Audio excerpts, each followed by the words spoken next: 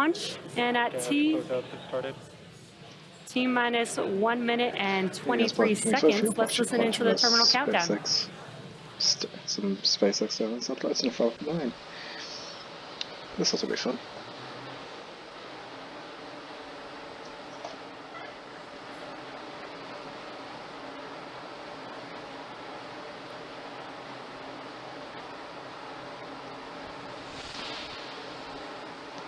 Falcon 9's in startup.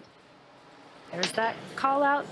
Falcon 9's autonomous internal flight computers have now taken over the launch countdown, just awaiting the final go from the launch director. LD, go for launch. And great news, we are go for an on-time liftoff. Let's listen into the terminal count and watch as Falcon 9 takes our 49 Starlink satellites into a 53-degree south inclination orbit. T-minus 30 seconds. The difference is it's going to head south instead of up north.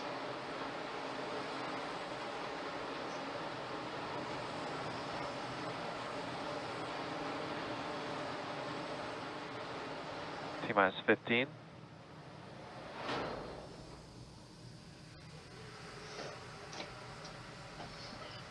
Okay. T-minus 5. T-minus 5. 4. 3. 2. 1. Ignition. Liftoff. There she goes.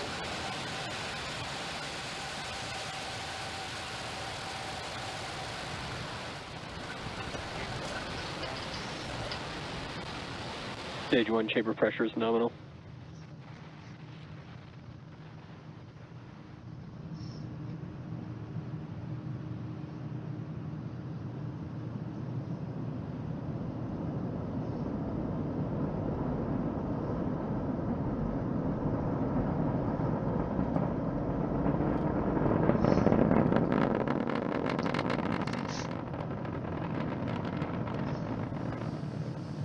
Plus 45 seconds into liftoff, and Falcon 9 has successfully lifted off from Launch Complex 39A at Kennedy Space Center, carrying our stack of 49 Starlink satellites to low Earth orbit.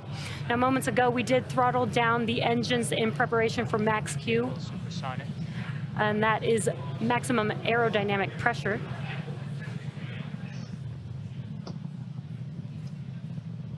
Max Q. And there's the call out that we just passed through max Q. That is the largest structural load that the vehicle will see throughout ascent. Now coming up, we will have 3 events happening in quick succession. That'll be main engine cutoff, or what we call MECO, stage separation, and second stage engine start 1, or SES-1.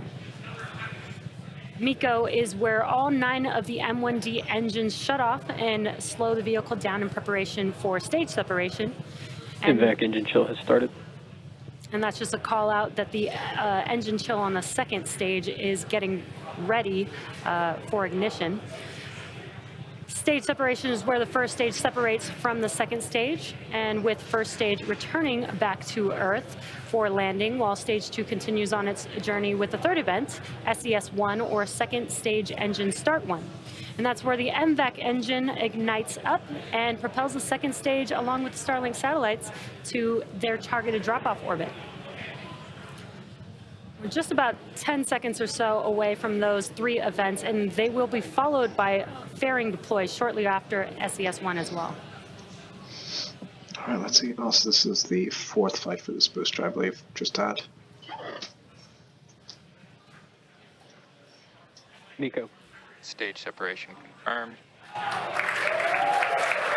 There she goes. INVAC ignition.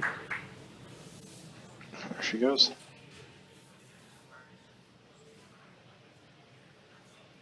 Fairing separation confirmed.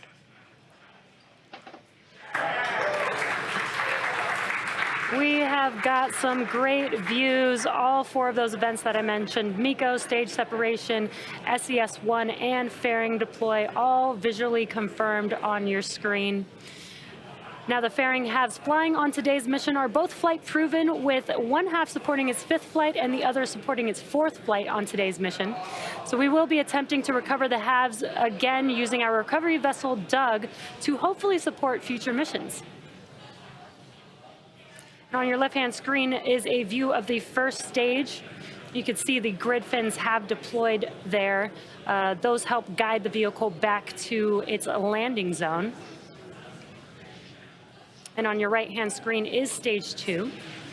Now, as that heads towards its targeted drop-off orbit, stage 1 will execute 2 burns in order to make its way back to Earth. The first is the entry burn, where 3 of the M1D engines will reignite, and this helps to slow the stage down as it re-enters the upper part of the Earth's atmosphere.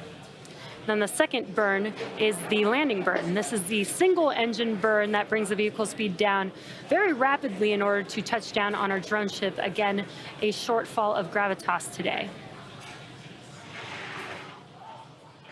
Acquisition of signal, Bermuda. And that's just a call out that we have connected with a ground station on the second stage. And as you can see on your screen, we've got some incredible views today, a daytime launch with Earth looking amazing in the background of both the first and second stage views.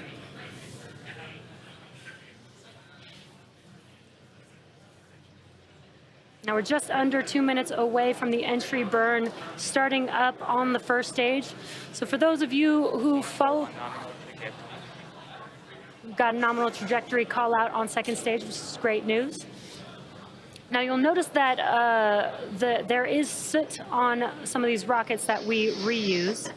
And here's a quick explanation of why and how that soot forms. The rocket-grade kerosene, or RP1, used to fuel a Falcon 9 is carbon-based. So when it burns the fuel, it generates soot. Now, as the booster approaches landing, as you can see on your left-hand screen, it does a re-entry burn to slow the vehicle down prior to re-entering back into the Earth's atmosphere. Otherwise, aerodynamic forces would rip it apart. So because the entry burn occurs with the engines first, the booster flies through its own plume. And that is what deposits the soot onto the rocket. And again, we're just about a minute away from that entry burn, so you will see that live on your screen.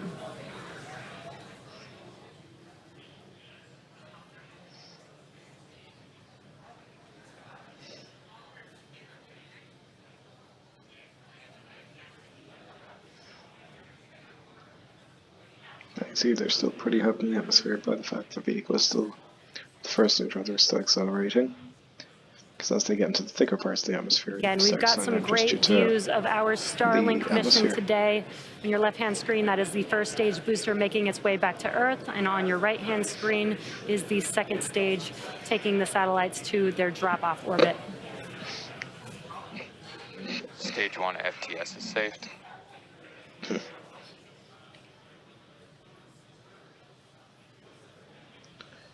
Okay. Stage 1 entry burn burn start. startup. And there you can visually see on your left-hand screen, the entry burn has begun on that first stage. This will last about 20 seconds or so long. Stage 1 entry burn There we shut go. down. Stage 2 FTS is saved. And as you can see now, it is And actually that signing concludes the aerodynamic entry burn forces. on the first stage. And really cool, you can kind of see the grid fins as they rotate to help guide the vehicle back to its landing zone, which again today is a shortfall of gravitas waiting for this I believe that's booster the in newest, the Atlantic Ocean. the most advanced of the drone ships.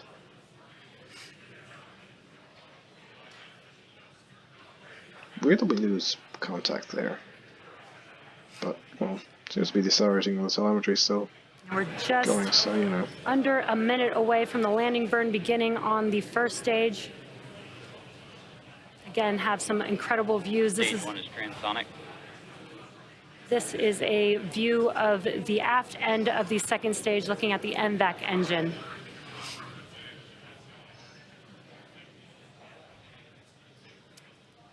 So we are going to have landing burn coming up on first stage. That'll last about 20 seconds long, and right when landing burn ends, we should have SECO 1, or second engine cutoff 1, on second stage. Stage 1 landing burn startup.